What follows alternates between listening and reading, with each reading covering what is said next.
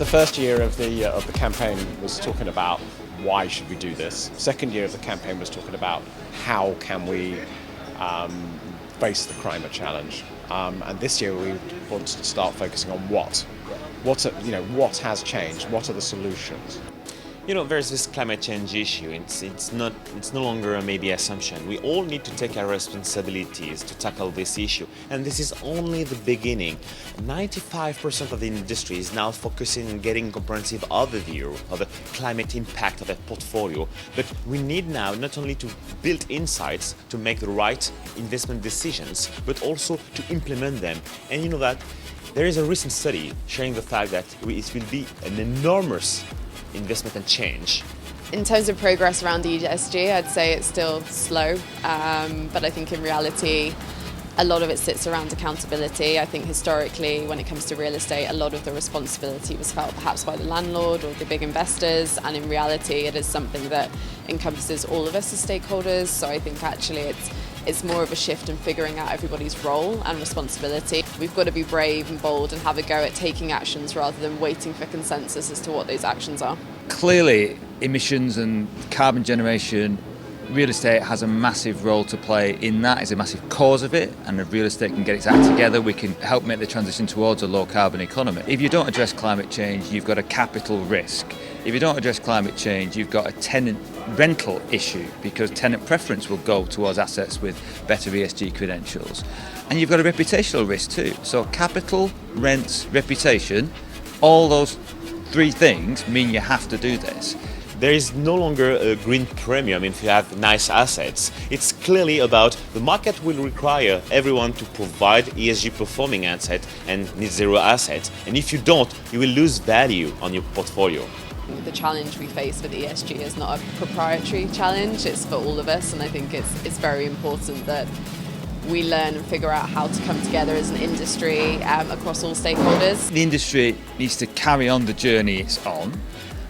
Arguably it needs to accelerate, because clearly there's a lot of work being done on reducing operational carbon impact, so buildings are getting better insulated, design of new buildings is better than it was. We're moving our tenants over to renewable tariffs increasingly at a fast speed. So that's good, but we need to do more about that.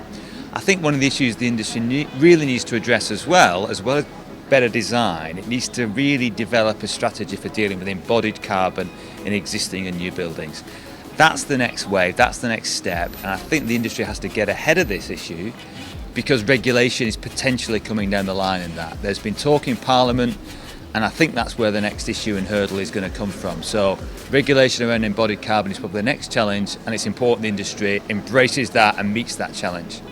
The industry used to spend years to convince people and raise awareness. It was all about the why. Now it becomes about the how. How are we going to improve this industry and reduce this impact? And actually, people don't understand how big will be the how. It will be trillions of investment to make it happen. And what we need to do to have the right decisions at the right time, it's measurement, data, reliable data, to make sure that should I purchase this asset, should I sell it, should I refurbish it, should I rent it? All these questions will be answered thanks to accurate data.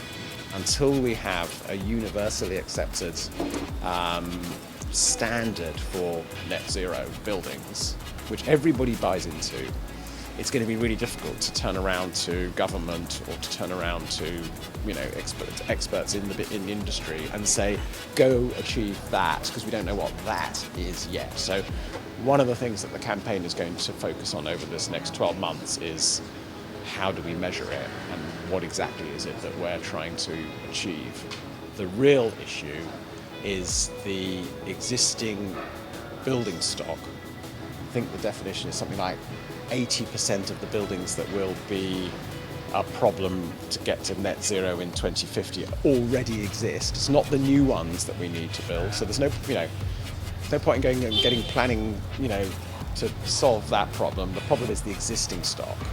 So that we were really focusing on how do we get what are the solutions, and how do we then incentivize all the people who own their own flats or houses, all the people who are renting their, in rental accommodation, the social housing that's owned by large housing association. That's the issue. They are by far the highest percentage of the 28% or whatever it is of carbon that the real estate industry generates.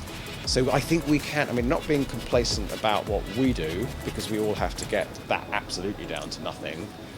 The focus should really be on what can we do to help other people to get there, and how can we do it in a just way, because they're the ones who are suffering from the fuel poverty. They're the ones who are suffering from the fact that their electricity prices have doubled, their gas prices have just doubled.